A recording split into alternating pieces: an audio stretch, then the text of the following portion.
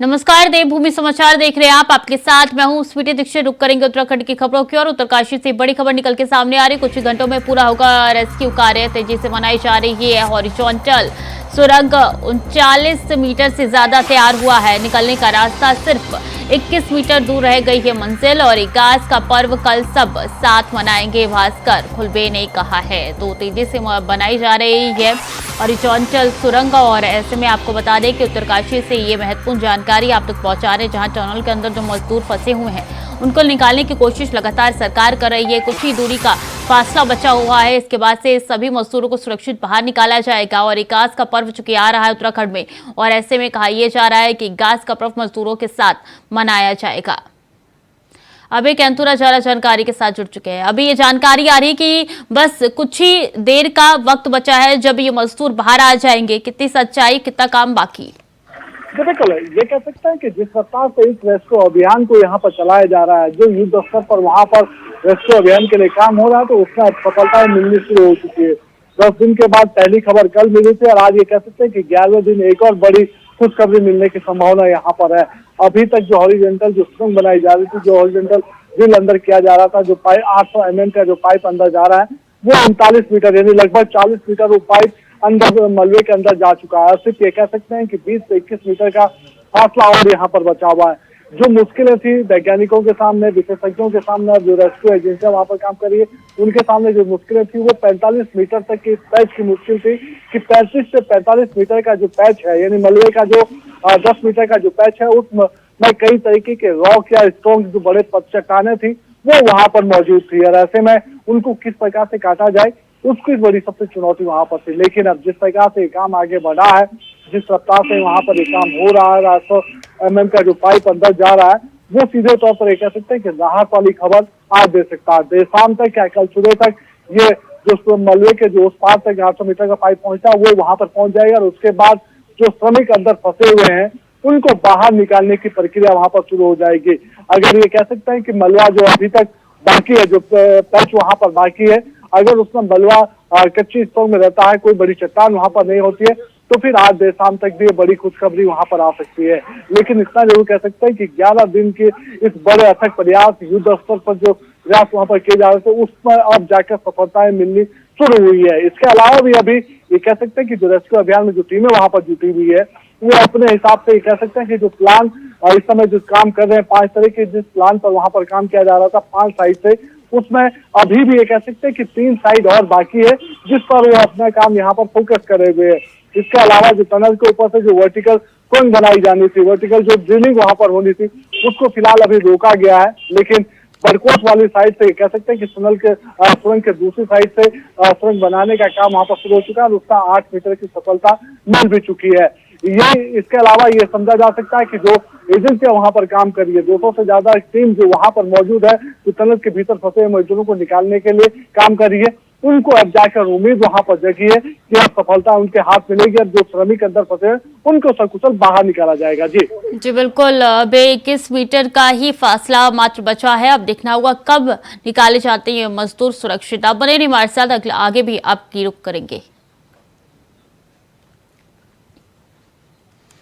और मुख्यमंत्री धामी आज करेंगे टनल हादसे की समीक्षा। फंसे मजदूरों को बाहर निकालने पर होगा मंथन। बैठक में राहत और बचाव कार्यों की होगी समीक्षा। बैठक में शासन के उच्च अधिकारी रहेंगे मौजूद। दोपहर 3:15 बजे मुख्यमंत्री कैंप कार्यालय में ये बैठक होने जा रही है। तो फंसे मजदूरों को बाहर निकालने पर मंथन किया जाएगा। खुद मुख्यमंत्री इस बैठक में शामिल होंगे। उनकी अध्यक्षता में बैठक होने जा रही है। समीक्षा बैठक है ये। बैठकों में राहत और बचाव कार्यों की समीक्षा की जाएगी। बैठक में शासन और उच्च अधिकारी भी मौजूद होंगे। तो बता दें कि मुख्यमंत्री धामी आज करेंगे टनल हादसे की समीक्षा।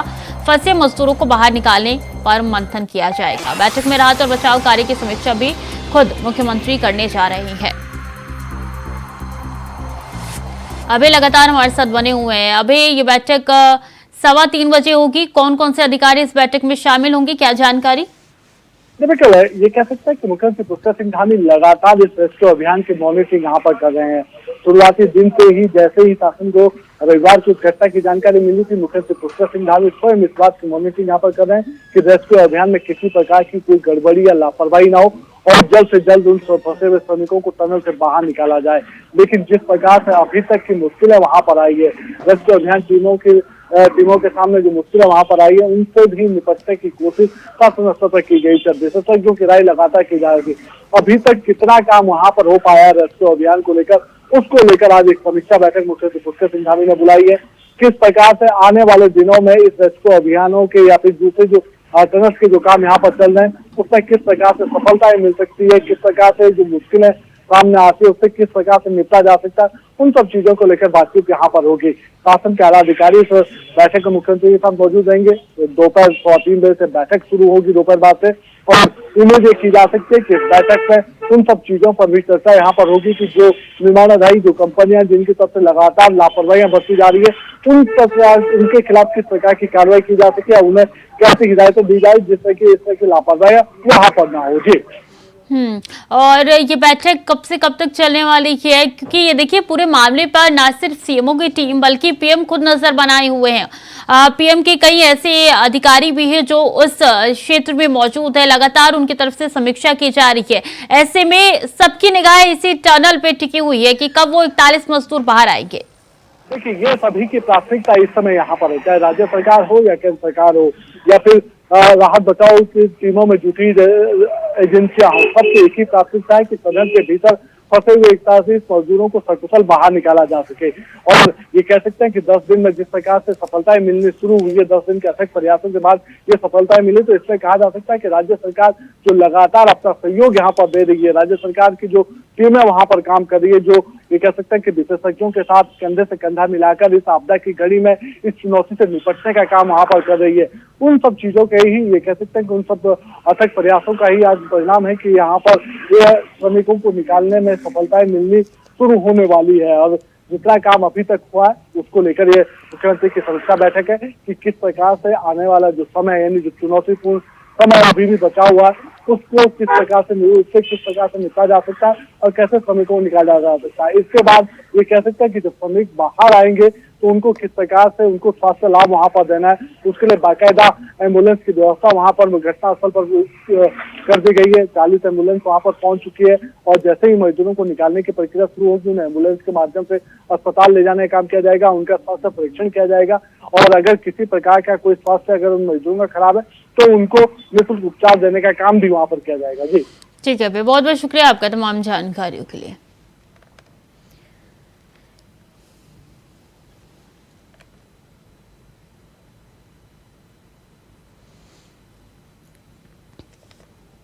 चलिए अब आपको बताते हैं कि रेस्क्यू के लिए अब तक क्या क्या हुआ है और सिलसिलेवार तरीके से क्या क्या हुआ है ये आपको बताते हैं। 12 नवंबर की बात की जाए, सुबह 4 बजे टनल में हादसे में 41 मजदूर फंसे थे। 13 नवंबर को कर्मचारियों से संपर्क किया गया, ऑक्सीजन और फूड उनको दिया गया। 14 नवंबर को मलबा गिरने से रेस्क्यू काम में दिक्कत आई। 15 तारीख को ड्रिलिंग मशीन खराब हुई। 16 तारीख की बात करेंगे, कर्मचारियों ने घर वालों से बातचीत की और ढांढस बंधाया।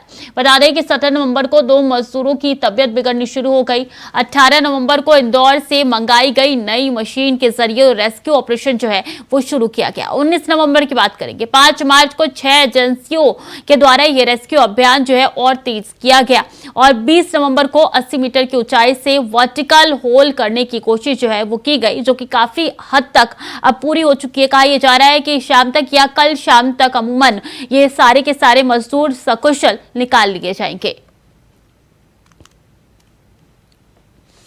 और पीएम मोदी के साथ बातचीत की जानकारी साझा करते हुए उत्तराखंड सीएम धामी ने एक्स पर पोस्ट कर कहा है कि आज प्रधानमंत्री जी ने फोन पर बात कर सिलक्यार उत्तरकाशी में निर्माणाधीन टनल में फंसे श्रमिकों के लिए भोजन, दवाइयां, अन्य आवश्यक वस्तुओं की आपूर्ति एवं उन्हें सकुशल बाहर निकालने हेतु चल रहे बचाव कार्यों की जानकारी ली।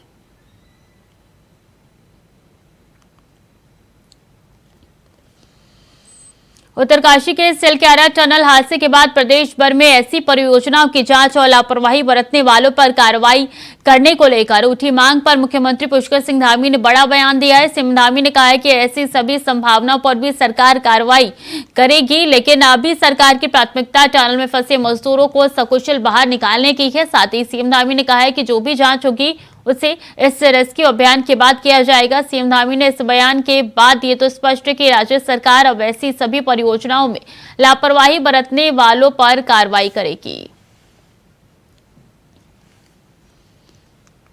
प्रकार के जो शंकाएं हैं उन पर निश्चित रूप से कार्रवाई होगी, लेकिन अभी सबसे पहले यह है कि सभी श्रमिक सकुशल बाहर आए, यही हमारी प्राथमिकता है। मजदूरों की पहली तस्वीर साफ। खबर उत्तरकाशी से है, जहां सिलक्या टनल में बचाव ऑपरेशन तेजी से चलाया जा रहा है। साथ ही 6 इंच की पाइपलाइन से खाने की चीजें और दवाइयां भी भेजी जा रही है। टनल में फंसे लोगों के पास से 2 किलोमीटर का सेफ एरिया मौजूद है। NHIDCL के MD ने बताया है कि टनल में फंसे मजदूरों से संवाद भी हुआ, साथ ही वीडियो के माध्यम से उनकी स्थिति का जायजा लिया गया। टनल के अंदर पाइप को 22 मीटर तक पुश किया गया था, जिसके बाद कुछ गड़बड़ी आने के बाद ड्रिलिंग रोक दी गई थी।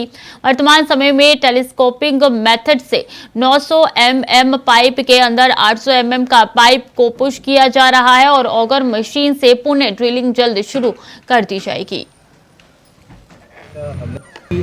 खिचड़ी और दलिया भेजने का हमने कोशिश की है, लेकिन जैसे मेडिकल जो हमको सुझाव मिले थे उसके हिसाब से उसे भेजना था कल, लेकिन जैसा हमने पाया कि पाइप के अंदर में कुछ चीज़ें हैं जिसके कारण वो जा नहीं पा रहा है, तो हमने पाइप को पूरी तरह साफ़ कर लिया।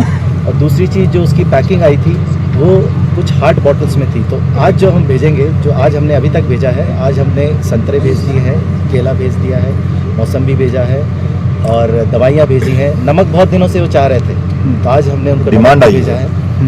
और जैसे वो कुछ बोलते हैं हमें चाहिए, तो अभी कुछ टेट्रा पैक्स वाले, आपको पता होगा छोटे बॉटल्स होते हैं, वो हम भेजने की कोशिश कर रहे हैं वहाँ पर। डॉक्टर नीरज करवाल, मैं सचिव उत्तराखंड सरकार। यहाँ पर सभी एजेंसीज के बीच में कोऑर्डिनेशन के लिए मेरे को यहाँ नोडल नियुक्त किया गया है। तो मैं आप सभी का आज की प्रेस ब्रीफ में, प्रेस कॉन्फ्रेंस के अंदर स्वागत करता हूँ। जैसा कि आप सभी अवगत है, आज शाम को 4 बजे दिल्ली में भारत सरकार के द्वारा भी वहाँ पर भी एक प्रेस ब्रीफिंग की गई है। उसके अंदर काफ़ी इश्यूज़ के बारे में जो NDMA के मेंबर हैं सैयद हसनैन सर, उनके द्वारा ब्रीफ किया गया है। वहाँ पर काफ़ी उनके बारे में पॉइंट्स का डिटेल जाए। डॉक्टर नीरज जी ने बताया आप लोगों को, हमने सारे 5-6 एजेंसीज को इकट्ठा किया है, उनके साथ कोऑर्डिनेशन कर रहे हैं। हर एजेंसी को हमने स्पेसिफिक टास्क दिया है, किसी से हॉरिजॉन्टल ड्रिलिंग करा रहे हैं, किसी से वर्टिकल ड्रिलिंग करा रहे हैं, और इन सब एजेंसीज के बीच में तालमेल रहे वो हम लगातार, हमारी टीम वहाँ यहाँ बैठकर उसको मॉनिटर कर रही है रेगुलरली। और जितने हमारे आर्मी के, BRO के और अन्य ऐसे एजेंसीज हैं जिनसे हम मैन का, अदर रिसोर्सेज का ले सकते हैं, कोई भी कंट्रीब्यूशन वो हम ले रहे हैं। और आबकारी आयुक्त की बड़ी कार्रवाई देखने को मिली है। लापरवाही के मामले में एक बड़ी कार्रवाई हुई है। बिना होलोग्राम शराब बेचने पर हुआ एक्शन। जिला आबकारी अधिकारी हरिद्वार को नोटिस भेजा गया है। 72 घंटे में कारण बताओ नोटिस जारी किया गया है। आबकारी निरीक्षक संजय सिंह रावत सस्पेंड हो चुके हैं। सहायक आबकारी आयुक्त गढ़वाल पर अब गाज गिरेगी। निलंबन के लिए शासन को भेजी गई है रिपोर्ट। राजीव सिंह चौहान आबकारी अधिकारी दून पद से हटाए गए हैं। तो बता दें, जिला आबकारी अधिकारी हरिद्वार को नोटिस भेजा गया है। कारण बताओ नोटिस उनको जारी किया गया है और जवाब जो है वो 72 घंटे में मांगा गया है। तो 72 घंटे के अंदर कारण बताओ नोटिस का जवाब देना होगा। बता दें, आबकारी निरीक्षक संजय सिंह रावत इस मामले में सस्पेंड हो चुके हैं। इसी के साथ जानकारी आप तक पहुंचा दें कि सहायक आबकारी आयुक्त गढ़वाल पर गाज गिरेगी। आबकारी अधिकारी दून पद से भी हटाए गए हैं। निलंबन के लिए शासन को ये रिपोर्ट भेजी गई है। अभी कैंतुरा ज्यादा जानकारी के साथ जुड़ चुके हैं। अभी ये बड़ी खबर निकल के सामने आ रही है कि जहां 72 घंटे के अंदर कारण बताओ नोटिस भी भेजा गया है। जी बिल्कुल, ये कह सकते हैं कि आबकारी आयुक्त की तरफ से बड़ी कार्रवाई यहाँ पर की गई है। एक सख्त संदेश देने का काम किया गया है कि जो अधिकारी अपने कार्यों में लापरवाही बरतेंगे उनके खिलाफ यहाँ पर सख्त कार्रवाई की जाएगी। और ये कह सकते हैं कि आबकारी आयुक्त की तरफ से देहरादून के जो जिलाधिकारी हैं उनके खिलाफ भी बड़ी कार्रवाई हुई है। हरिद्वार के जो जिला आबकारी है उनको कारण बताओ नोटिस यहाँ पर जारी कर दिया गया है। और साथ ही गढ़वाल के विधायक आबकारी हैं उनके खिलाफ भी यहाँ पर कार्रवाई हुई है। ये 4 बड़ी कार्रवाई आबकारी विभाग में ये कह सकते हैं कि वो संदेश देने के लिए यहाँ पर की गई है कि अगर इसी प्रकार से लापरवाही यहाँ पर बरती गई तो शासन स्तर की तरफ से इस तरह की बड़ी कार्रवाई यहाँ पर की जाएगी। कितने लोग कार्रवाई के दायरे में आए हैं कुल मिलाकर? जी, अभी ये कह सकते हैं कि जो आबकारी की तरफ से जो जिन अधिकारियों पर कार्रवाई की गई है, 4 बड़े अधिकारी हैं जिनमें 2 या कह सकते हैं कि जिला आबकारी अधिकारी हैं, 2 सहायक आबकारी हैं। और इसके अलावा एक बड़ा परिवर्तन यहाँ पे किया गया है। जो डिप्टी जिला आबकारी होते हैं उनको यहाँ पर जिले का प्रभार इस समय दे दिया गया है, ताकि किसी भी प्रकार से जिले में जो व्यवस्था है वो बाधित ना हो, काम जरूर रूप से चलता रहे। और आबकारी विभाग में जो पारदर्शिता को बनाए रखने की जिम्मेदारी इन अधिकारियों को दी गई है, ताकि किसी भी प्रकार से कोई लापरवाही ना हो। अगर लापरवाहियां हुई तो इन अधिकारियों को कारण बताओ नोटिस यहाँ पर जारी किए गए, इनके ट्रांसफर यहाँ पर कर दिए गए। 2 अधिकारियों को ये कह सकते हैं कि मुख्यालय में आबकारी जो मुख्यालय है वहां पर अटैच किया गया है, ताकि उनके खिलाफ जांच निरंतर होती रहे और उस जांच पर अगर दोषी ये पाए जाते तो फिर उनके खिलाफ बड़ी कार्रवाई यहाँ पर की जाएगी। जी बहुत बहुत शुक्रिया आपका भी तमाम जानकारियों के लिए। और नई दिल्ली के प्रगति मैदान में 42वां भारत अंतर्राष्ट्रीय व्यापार मेला 2023 आयोजित हुआ है, जिसमें उत्तराखंड दिवस समारोह के अवसर पर सांस्कृतिक संध्या का आयोजन किया गया। इस कार्यक्रम में उत्तराखंड सरकार में कैबिनेट मंत्री सौरभ बहुगुणा मौजूद रहे और उन्होंने व्यापार मेले में लगे उत्तराखंड पवेलियन और सांस्कृतिक संध्या कार्यक्रम का उद्घाटन किया। उत्तराखंड दिवस समारोह को संबोधित करते हुए सौरभ बहुगुणा ने कहा कि मुझे खुशी है कि देवभूमि वासियों ने अपने अनुभव से देश विदेश से राज्य को गौरवान्वित किया है। उन्होंने कहा है कि प्रधानमंत्री ने राज्य को आगे बढ़ाने को लेकर जो सपना देखा है उसे साकार करने में हमें अपना योगदान देना चाहिए और मिलकर काम करना चाहिए।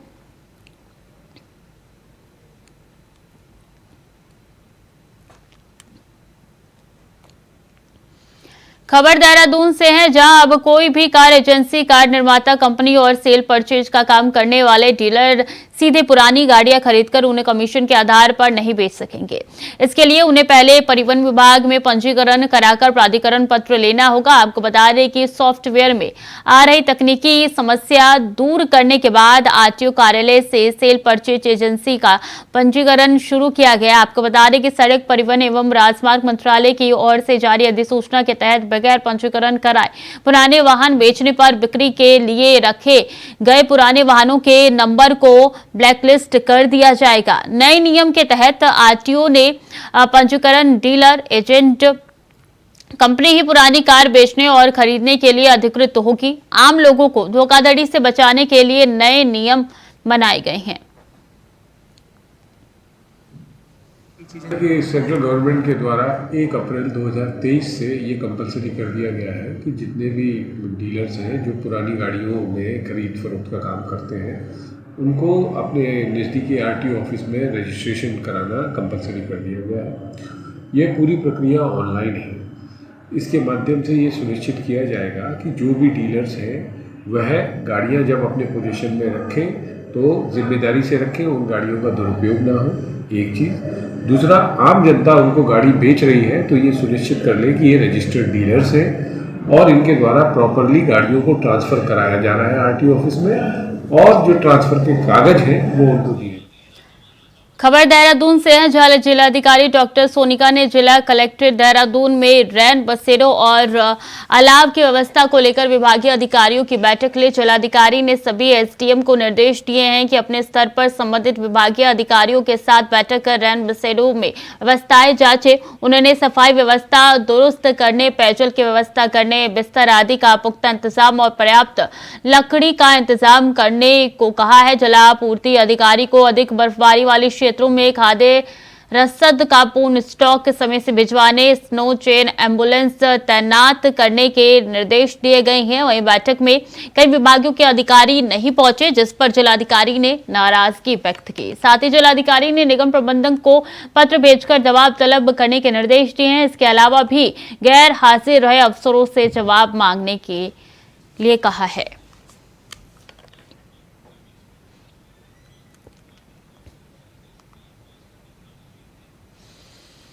डोईवाला टोल प्लाजा पर कार सवार ने टोल कर्मी को जोरदार टक्कर मार दी। टोल कर्मी घायल हो गया। बता दें कि डोईवाला का स्थानीय निवासी है टोल कर्मी। कार सवार व्यक्ति वीवीआईपी लाइन बंद होने पर दूसरी लाइन से कार तेजी से ले जा रहा था और जब टोल कर्मी ने उसको रोकने की कोशिश की तो कार सवार ने टोल कर्मी के पैरों को रौंद दिया। टोल मैनेजर की शिकायत पर डोईवाला कोतवाली पुलिस ने जांच शुरू कर दी।